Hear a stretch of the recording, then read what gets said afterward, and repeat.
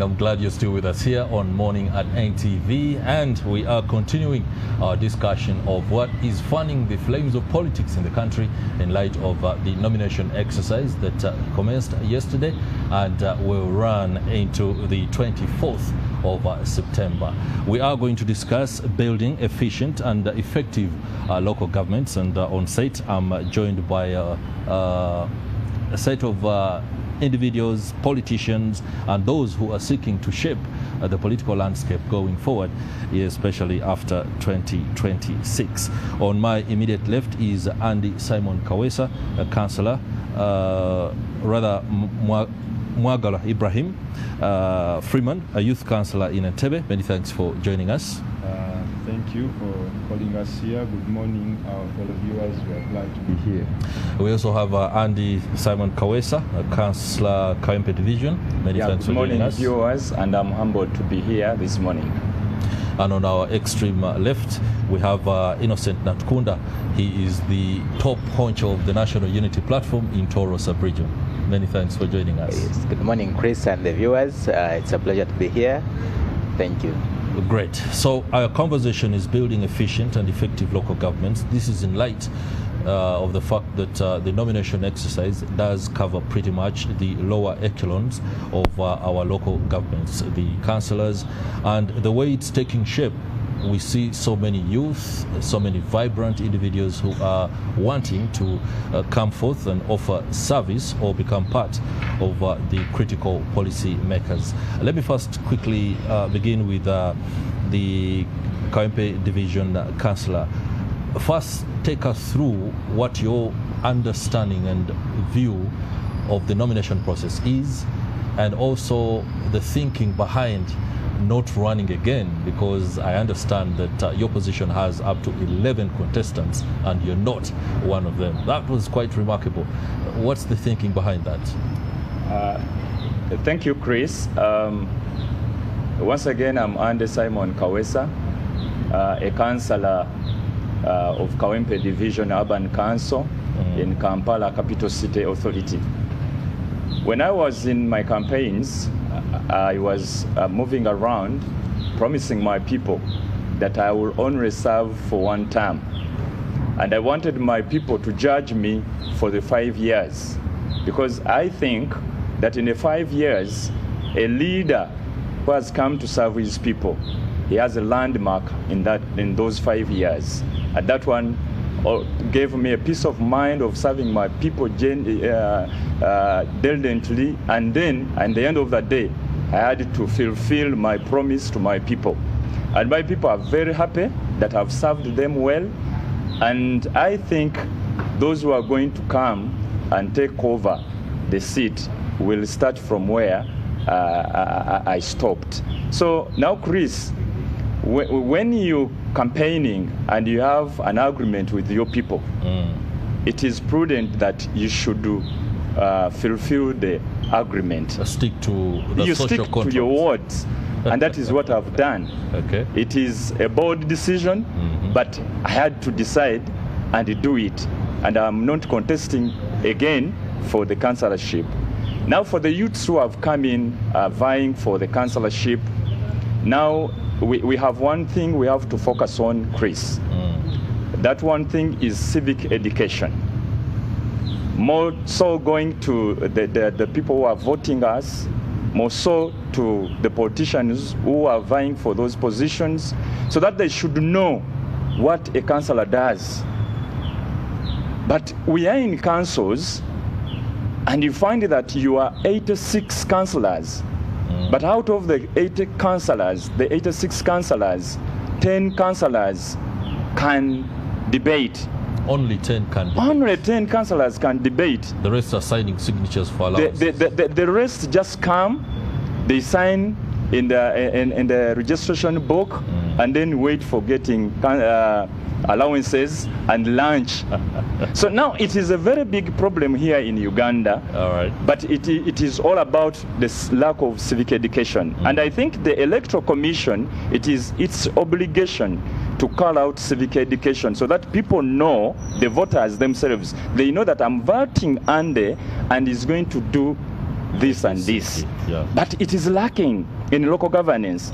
So you cannot get performance out of such people who don't know their obligations, who don't know what they are going to do. And that is a very big problem. The problem lies during the budget process, on the floor of council. People don't know what to debate on. And again, we should copy. Chris, if you go to Vihiga in Kenya, you'll find that they value more the councillors than the members of parliament or the senators. Yeah. And in Vihiga, to be a councillor, you have to be like 45 and above. In Vihiga, to be a councillor, to become a councillor, you have to be worthy. You have to be a man enough, holding some properties. You're not yearning for money. Because where we go, we find ourselves that we're deciding on budgets which are billions and billions of money. So when you sit in a budget conference, when you still looking for money to build a small house, to buy a car, then you cannot deliver at all, Chris. Oh. And we are delivering to our communities. So the Ugandan Politics and the Local Governments Act should change and put limitations on this. And again, all right, when again you look at the level of education also matters. You're discussing ministerial policies. You're discussing budgets. You're looking into BOQs. Okay. And then here comes a situation that a councillor doesn't need any level of qualification to stand to be a councillor. That's a very important issue you raise, and of course it's a challenge that is being discussed at all levels. Maybe law that is in line with that will come through. But gentlemen, allow me go to Herbert Kamoga right now, who is joining us live from Luwero, where nominations of course do continue, and he's now going to be speaking to officials who are conducting the nomination process at the Electoral Commission headquarters there, or office to be very specific. Good morning, Herbert. Good morning, Chris. I'm coming to you live from Luwero District. I am currently standing at the Electoral Commission offices here in the Kasoma Zone, Luwero District, and it's day 2 of the nomination of local council candidates who are going to be vying for the different positions in the local council positions. That's LC5. From yesterday, then today and tomorrow, those are the days designated for the LC5 nominations. And yesterday, I have been informed that they were able to nominate one candidate on the LC5 position, and that's Birungi Rashida, who is holding the NRM ticket. And the incumbent chairperson LC5, that's Rasto Chibirango, he was turned away after there was some errors. I mean, there was some the verification of the signatures wasn't done correctly, so he was turned away to make sure that he corrects more signatures, to make sure that he comes and get nominated for the position he currently holds. And the office is already open. I want to move you into to see what is currently going on. Some of the candidates are here arriving, and they want to seek the mandate of the people to make sure that they are able to lead them. So if my camera person can move with me to the offices, I want to speak to some of the candidates. They are here ready and they are waiting to be nominated. The office is already open and some of the officers are already here, and they are waiting for a few things to make sure that they start with the nomination process. I am told by 9 they will be able to start with the nominations. But I want to speak to some of the candidates to understand what they are doing, what they are waiting for. Tukimanyi nti bano be bamu ku ba candidates abagenda okubanga bavuganya ku bifo ebyenjawulo, bali wano batudde balindiridde okubanga basunsulwa olunaku luno olwaleero. Twagala twogereko nabo basobole okubanga batubuulira kiki kigenda mu maaso na biki oba oliawo bye balaba. Nja kusaba oyimirire tutandike naawe. ojja kutandika n'erinnya then otubulire oli candidate wesimbye ku kifo kikyoza okubanga nominating ba. Erinnya lyange nze Nalwesa Rita, nze kansala omukyala nkiikira eggombolola y'Obutuntumula ku district y'e Luweero. Nzeza kunominatinga leero era nga kansala ku district. Yesebo. So nga kansala obaddeyo mu kisanji ekiwedde ekifo kya kansala kikulu nnyo kitegeeza ki eri abantu kuba abangi balowooza oba oli awo bino ebifo tebabitegeera. Ebifo ebimu tebabitegeera naye olumu ate batuteeka mu bifo by'aba MPs ate nga kansala taba MP naye agezaako nnyo okusolovinga ensonga z'abantu wansi ku ground batandikirako. Ekirala obuweereza obusookerwako wansi enguudo zitambudde zitya bowaholes abantu bafunye amazzi ebintu ebisookerwako. Ekirala bwe batusindika eno tetulina musaala gw'amaanyi gwe tufuna naye tugezaako okulobinga n'okufuna emikwano egy'enjawulo egituyambako nga bwe mbadde nkola okulaba nga tufuna obuweereza mu bantu baffe wansi. Nga kansala abaddeyo biki biwenyumiririzamu nti bino nze mbikoze era bye ngenda okusinziirako okusaba abantu banzirize obuyinza. Amazima gali nti nze bwe najja nasaka mikwano era bwe nasaka emikwano ginyambye. Kasooli mufunye zitani nzitute mu kyawangabi emwanyi nzifunye bowaholes mu kansa olaba wo okubeera nga oli so active nzifunye Kateera Kakinzi ntuteyo bowaholes n'ebitundu ebirala byenneerabidde. Obumu ku buvunaanyizibwa bwa kansala kulaba nga ateeseza ekitundu kye n'okulaba nti eddoboozi lyabwe lituuka mu lukiiko lwa disitulikiti oluteekerateekera disitulikiti kino osobodde kukikola otya? Ekituufu kiri nti kansala omulimu gwe omukulu ogusooka kuyisa budget eya district ekyo tukikoze bulungi nga tukola amendments bwe tulaba mu kyetaagisiza okuteeseza abantu n'okudda ku ground ne mu bantu bo tomala geetumiikiriza kutwala bye batayagala sooka otuukeyo babuuza obwetaavu bwaffe obusinga buli luddawa era bw'omala okumanya biki bye basinga okwetaaga mu kitundu ekyo then ng'oddayo mu kanso ng'olwana makazi masajja okulaba nga osika ekintu ekyo kigende ku ground job. Wakedde tulaba otudde butuuzi wano ki ekigenda mu maaso? Ekituufu kiri nti nze namaze okuverifyinga amanya ge nabadde ndi nago kati nina just nomination wana abakulu tebanatuuka mu office. So mutudde kulinda abakulu basobola okutuuka. Okay, so that's Rita Nareiso. She's the incumbent district councillor for Butuntumula sub-county. Can I speak to Mama? Tubulire erinnya otubulire kifo kyoyagala okukwata.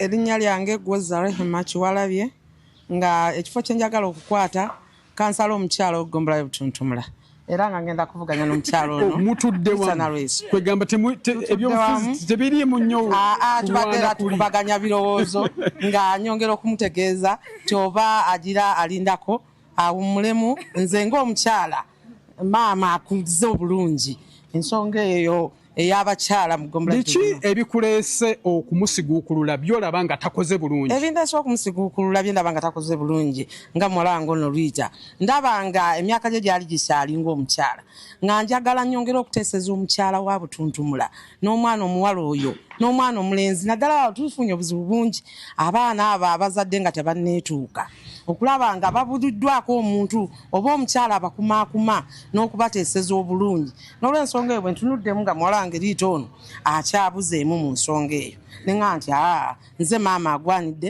nze mukyala agwanidde okusobola okuteeseza omukyala w'Obutuntumula oyo. Wow. So kinyuma nti bano bo bavuganya ku kifo kyekimu naye batudde wamu tewali mbiranye tewali nsonga ndala yonna. So we waiting to see they are going to be nominated and we wait to see the contestation as they hit the ground to look for votes. Sebo kankubuzeemu nawe katono okuba mbadde n'abakyala erinnya lyo Sebo? Erinnya lyange nze Kawenja Joseph nga nesimbyewo okuvuganya ku district councillor nga nkiikira eggombolola y'Makulubita. Makulubita. Bizibu ki ebiruma Makulubita byolaba nga bye bikuleese okujja osobola okuba nga obituusa ku kanso ya Luweero?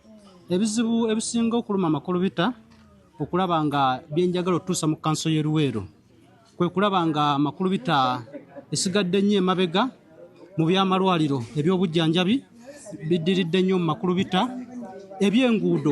enguudo zaffe mbi nnyo ate nga tetulina muntu atuusa ddoboozi lyaffe. Twalina kansala yali atukiikirira yakulemberayo emyezi 3 n'alaba nga ebintu bizibu n'adduka entebe n'agisuulawo kati ekisanja kyonna tetulina muntu atukiikirira tetulina muntu atuusa ddoboozi lyaffe ensonga lwaki nasazeewo njije mbere nga nkiikira eggombo yaffe. Abavubuka baffe bali bubi tebalina nkulaakulana tewakyalina puroguramu zonna za gavumenti zitambula mu ggombo yaffe ensonga lwaki nayagadde nze mbere nga ntuusa eddoboozi ly'eggombo yaffe ku district. Okay, so I can see one of the officials, the Electoral Commission officials. I wanted to speak to him, but I think he is going to get ready to work on the candidates who are coming here for the nominations. But as you can see, work is starting because he has arrived and he is going to be starting to work on the candidates who are here. So this is what I can give you for now from Ruero District. We shall keep on ground to make sure that we bring you up to speed every development as everything unfolds. My name is Herbert Kamoga here in Ruero District. Back to you, Chris, in the studio.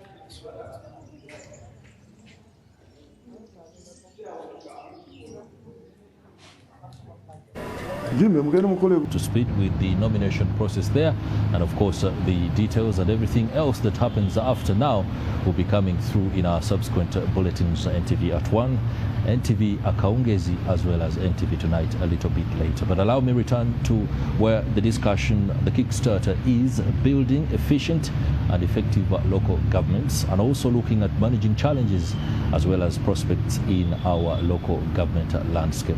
Before we went for the live reports, especially from Herbert Kamoga at first, I'd spoken to Andy Simon Kawesa, who had brought us up to speed with some of the challenges of councillors and the need for some of the requirements for those positions to be changed. Allow me now to speak to a councillor who may be one that either meets the requirements as of now, or might also be a supporter of the reforms that are required in order to ensure that the councillors are actually up to speed when it comes to legislation. Mwagalo Ibrahim Freeman, yes. Youth councillor in Entebbe.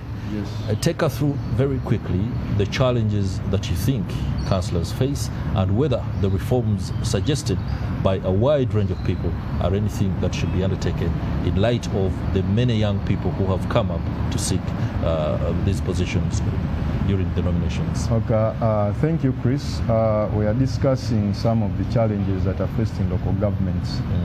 I think we need to first of all understand the idea of the whole concept of local governments.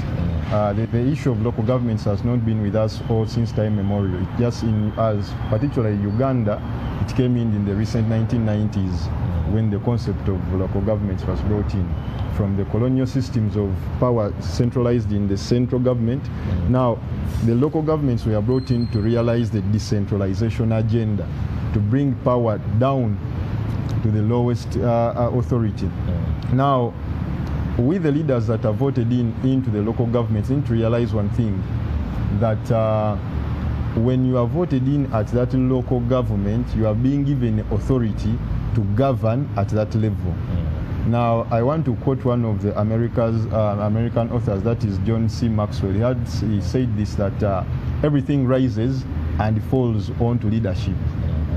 Now, for anything to be pulled out as quality work, be it in an organization, be it in a church, be it in a school, be it anyway, it also depends on the quality of leadership you put in. Now we have a challenge. Of course, my brother talked about councillors not being fully educated, though I can agree, because it is also key. Local governments have two sectors. We have the technical part and the political side. Yeah. Now, the setting is that the political side are meant to be the governors or the bosses to supervise the technical people side, yeah, who actually do the technical work to deliver the services. Now, take an example, someone who cannot read mathematical statements in the budgets, someone who cannot comprehend plans and BOQs and what, being given someone who is a graduate and they are presenting such kind of work. Now, it becomes a challenge where, because one of the things that I realized, the technical people that are sent to different local governments are not actually residents in those areas. So the understanding of the realities could be different. They are totally not attached to the people. Yet the leaders that are voted in are people who are born and raised in the areas. For myself, I'm born, educated and raised in Entebbe, so I'm fully attached to Entebbe. But now they send someone from probably Kabong, the Civil Service Commission, applies for a job and they are sent to Entebbe as an engineer. Now, what is my role? I need to be very, very critical to supervise this person if anything is to be delivered. Because services are delivered through, you sit in the councils, you look at what is prepared by these technical people, and your role is to supervise, eyes on, hands off. Now, you need to be very, very critical and look at the depth of whatever is being presented. Because actually, local governments don't work in isolation. We have what we call the National Development Plan, which we look at. We have a number of issues that we look at, but I usually tell fellow leaders out there, apart from the general development plan of the country that we have, we need to have goals as local governments, that in this financial year, what are we aiming at? Because if you don't have a goal, then you are not those kind of goals and objectives. Of course, what I do understand by it is that they should align to the realities of the locality, that is the local government, and their implementation and success, for example, must not entirely depend on the central government. Is that something that is achievable? It is. Very quickly. Actually, the Local Government Act gives authority to local governments to even enact laws that are specifically for those areas, or what we call bylaws. So the Local Government Act gives you authority to manage that setting where you are, to make sure that your people in that area can feel that they have a local government. Because the president who sits at the topmost position cannot know that there is a funny road in the Bugonga village where he comes from, or a dilapidated bridge in anyone. So it is my role to make sure that I supervise, I look at all these things that are put on table. That brings in the idea of the quality of leadership that you are putting into office. I'll be returning to the quality of leaders and whether we need to put a benchmark or a cap on who should be and who should not be. But Innocent Natkunda, the Toro region is neighboring Bunyoro. And right now what we see is transformation, especially when it comes to urbanization on account of the new oil boom. That alone is shaping the new local government structures and how people must be able to govern themselves. But you, as the top leader of the National Unity Platform within that region, is again something that offers you an advantage to look at the local government structures and how they do their work and ultimately perform in a different way. NOP itself has presented a lot of young people into these positions. I do not know whether in the vetting processes, in understanding who goes for what, these dynamics are put into play to put the best possible persons who will ensure that aspects, including oil, are discussed in the best possible way. Thank you, Chris, and the viewers. It is very true that the National Unity Platform has vetted, and we have so many candidates on local council elections.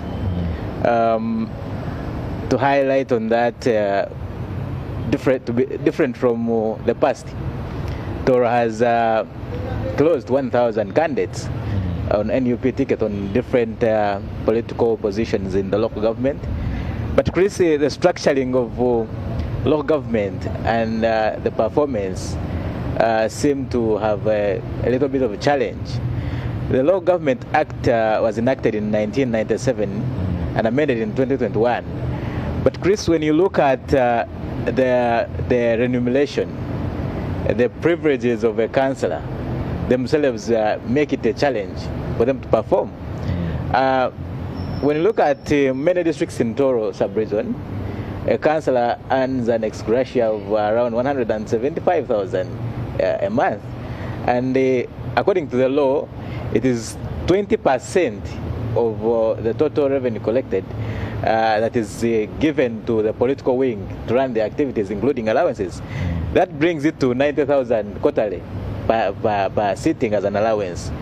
That is far different from someone who is a councillor in the city or vying for a city position, for a city councillor position in Kampala. Of course, here 20% of the total revenue collection, the man or woman is in millions of money, and that alone makes it so hard for them to perform. When you look at the perception of who a local councillor is in up country, and the obligations expected out of them is far, far different from urban centers. A councillor is expected to attend so many social events, burials, weddings, and his performance is determined by how many events he has attended and maybe and how contributed. much money he leaves. And yet this person is earning 175. Ideally, where the councillor is invited, also the member of parliament is invited. So when the member of parliament is giving 500,000, a councillor is expected to raise at least 100 or 200. Yet he does not earn it. I think we have a problem as a country. Let me hold you in your tracks there. There is a low-hanging fruit when it comes to the events that councillors attend. These events are also attended by other politicians, and it's a very excellent opportunity for many to speak out, especially on the issues that they want addressed at local council level. Wouldn't that be an opportunity for them to either step ahead of the top politicians, including members of parliament, even when they might not necessarily leave water worth 500,000? Well, Chris, that wouldn't be a problem. But the problem is that when they come to these events, we seem to take it as their role to be implemented. Yet in actual sense, when we're voting for a local council leader, it should be the parliament in that section, that people are able to come and discuss, articulate issues of the district, and also petition the budget according to the needs in the district. But of course, the suffocation comes from the budgets they are running, the governance structure in this country for local council positions and offices suffocates much more someone who is operating in a district that is earning less in terms of revenue, and gives high chances to someone who is in an urban setup where revenue collection is being corrected. When you look at the act of the Local Government Act, for instance, there was a component of equalization grant that districts that are struggling need to be given a grant, and that was from Parliament, to boost their revenue, to boost their operations. The chairman 5 in my district is earning a net of around 1.5, and that has to take him all through the district. But now, the equalization grant is one of those silent laws that we have in this country.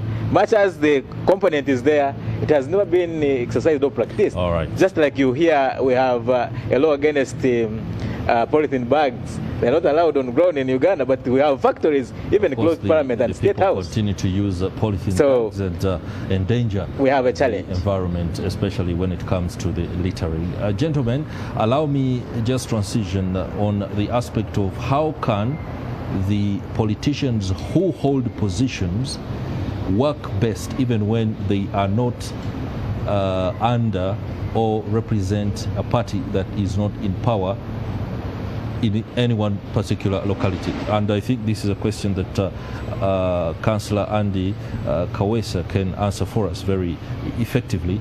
If you have councillors who are, for example, National Unity Platform, are the majority within a local council that has the top chairperson or LC5 chairman as NRM or PFF, or even JEMA, for example, the working relationship there is a bit complicated.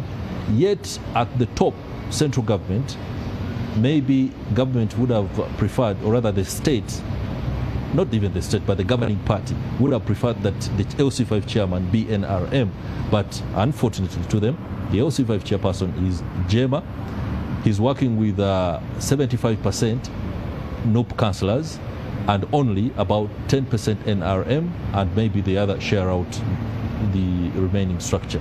How complicated is that? Should these ones understand that they're working under a government at the top and not necessarily a chairman who is of another party? In an healthy environment, when you are elected as a leader at any level, you have to first of all understand your role. Okay. If you understand your role, Chris, everything will be smooth. And again, we have laws which always govern us in councils. Like, particularly, I'll be talking about Kampala. In Kampala, we have what we call the KCCA Act. And then we have the rules of procedure, and then we have the Local Governments Act, and then the mother law, the supreme law, which is the constitution of the Republic of Uganda. In the KCCA Act, we have all laws well stipulated at all leadership level. The Lord Mayor has his functions. The executive director has his function. The mayors down, they have their functions, and also the councillors in the council. That is clear. But Yes. what I want to bring out clearly is, in light of all these functions being stated right, they are held by people who have political affiliations. Yes. And that causes conflict in the rollout and implementation of policy. Yes. How is that supposed to be rectified? By the way, Chris, it is very, very difficult for somebody like a councillor of National Unity Platform like me to cooperate with a sitting government where the president is not my president, because they will come with their manifesto which they want to fulfill, when we also had our manifesto which failed by virtue of not my president sitting in the chair. So now we shall only be compromised to their agendas. Otherwise, we cannot at any moment connect, because we have a different manifesto with them. We have a different way of doing things. Like for us, we have a method of fighting corruption. Maybe for them, they are welcoming corruption. We have a way of fighting nepotism. For them, they are welcoming nepotism. So you'll find that it is very difficult, and that is what is bringing controversies in leadership, like in local governance. So let me ask Mr. Mwagalwa a question. What political party do you belong to? I belong to the National Resistance Movement. You belong to the National Resistance Movement. So it's likely that you were voted on account of a manifesto that is already aligned to the governing party. In case it is the National Unity Platform in power and the president is the no poncho or president, how do you think working as an NRM councillor would be? How different? Okay, Chris, we have a challenge. We have a challenge with leaders that you see these political parties and all our political affiliations are just rooms we use when we are playing politics, when we are looking for votes. But once you are elected as a leader, you cease to become a leader of the people. A leader of because our challenges do not segregate us based on political parties. When you have a bad road, it does not say that you are NRM or you are NUP or you are what. Now the challenge you have is leaders carrying politics into service. I can give an example. Divisions or these different sub-counties and all those things are responsible for maram roads. They are not responsible for tarmac roads. But the decisions on which tarmac maram roads to dig are not taken by President Museveni. No, it is the leaders that sit in that council that decide and say this road is poor, is very poor compared to the other one. So they decide that let us work on this one. Garbage collection is also part of some of the key issues of these sub-counties and whatever. It is now the decision of how many times it is to be collected is taken by leaders in that council. There are very few grants that are conditioned by government, the central government. For example, if they are to construct roads in Entebbe, it is the sitting councillors that decide which kind of road is to be worked on, and when the decision is being taken, it is not taken by NRM or NUP or what. Councillors sit and say, basing on what we are having. Actually, we have what we call a work plan, and we sit in a budget conference where the council tells people the priorities that they are going to be working upon in that financial year, and they put it out to the public. They call stakeholders to put in their effort to say that according to what you are presenting, we think that this road will be better, this market will be better. Now, actually the central government only takes interest in capital projects. They are working on those big roads. For example, in Entebbe you have a project of Greater Kampala Metropolitan Area. That one is already gazetted. It is not a discussion of we councillors to say that whether this happens or that. But these other activities that are happening in Entebbe are entirely a decision of councillors, not the government. That the government will say that, hey, you collect rubbish here, or you dig that road. No. Okay, very briefly. Mwagara, I can give you. Entebbe is very different from Kampala, because in Kampala we have a minister of Kampala and his state minister. We have the executive director. We have the road mayor, whom even Museveni can come up, the president can come up on TVs and say, we diffuse the Lukwago and his chains. He's there, he's nothing. Now you find a problem that the act gives power to the minister to veto any decision which is decided by councils. The minister can sit in his or her bedroom and decides to veto out that decision. You cannot you cannot say that the government doesn't have a hand in making decisions of Kampala. It is different for you in Entebbe. You have the powers, but here even the devolution which was put in the laws that the divisions should be empowered by Section 35 of the KCC Act.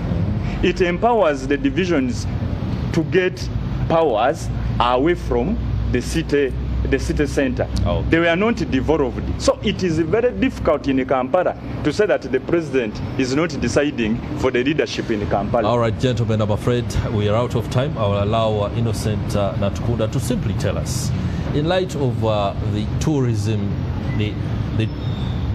the tourism capital of the country, Fort Portal, so to speak, or maybe I could be stretching it too far, when it comes to improving road networks within the region to allow for tourists better access to some of our tourism centers and attractions. I don't know how much politics impedes, those kind of objectives, or actually facilitates effective rollout.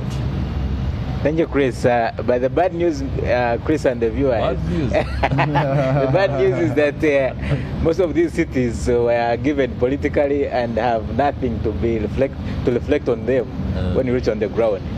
When you read the books about Uganda and maybe here in Kampala, you realize we have so many cities. But when you go to ground, you have no feel of what a city is.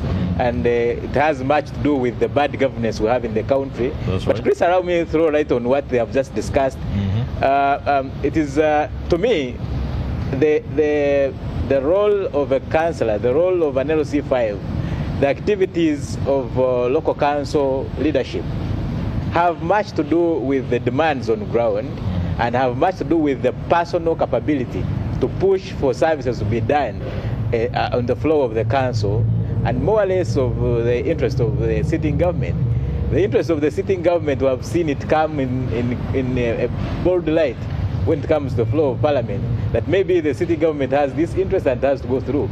But when you go to local councils, it is much more of a personal capability to perform. And the advantage is that these people step on ground. Like I just said, we appear on the same social events. You cannot frustrate the people I represent, and then you come to our community and I have to protect you. I have to expose that this is what I did, and maybe due to the efforts of the sitting chairman and other things, we are able not to go to be frustrated. But Chris, we cannot leave this platform also without mentioning that the local government are becoming centers of corruption and sovereign corruption. Recently in the Daily Monitor, we saw that local councils, local government is a black market of selling jobs, and the corruption is highly protected in that way. Yeah. And I think as we go into this elective competition of having leaders, it is very, very incumbent that we focus on leaders who really know that we have a monster in the house, which is the sale of jobs and the sovereign corruption, highly protected by the sitting government. I don't want to say that we look at leaders who have just come or have been in office because of the small roads they are doing, but we should also be able to see that the leaders who we are having at the district, leaders who we are putting in the offices at the district, have an interest to protect and also serve with the little greed for money that is dragging them to corruption and other things. Interesting there. Yes. Everyone hopes and prays that maybe in the service of the country, those who take up these positions can align themselves to integrity and do the right thing, even if and when many of us cannot be able to put a hand to them and say this is wrong, and you should be able to follow suit, especially when it comes to allocation of what particular tasks and services are done. Gentlemen, it's been a pleasure having you on board. There's a question I would have loved to battle on with, but I think we shall have some other time to talk about the language of debate and legislation. We should allow Arua people debate in Lugbar. We should allow the people of Butaleja debate in Lunyole, because those are the things they do understand. They relate quicker, and will be able to understand maybe exactly how things roll out, instead of requiring an individual to articulate matters in English that they might not be able to, on account of the fact that they are thinking in vernacular. Those are challenges that can be discussed at any one point in time. Many thanks, Innocent Natkunda. Many thanks, Andy Kawesa and Mwagala Ibrahim Freeman, for the perspectives. You've emboldened our understanding of these matters. And for you who is watching from across the country, the nomination process does continue. Like you saw a little bit earlier, there will be nomination of the candidates who are competing for the Lord Mayor position in Kampala, and of course that is happening in Ntinda at the district headquarters of the Electoral Commission. Across board, Nation Media Group is at hand to offer you 360-degree coverage across the country of who is being nominated, what their agenda is, and how they intend to see through some of those policies. For us here, we continue to say that in light of the realities in your constituency, in your district, that may be different from those in other districts, one thing has to ring out. As you choose who your leader is, be thoughtful about service delivery. The tendency for a politician to come to you and offer salt, soap, and a little 2,000, 5,000, or even 100,000 Uganda shillings should not be something that tilts your decision to give one a vote ahead of the other.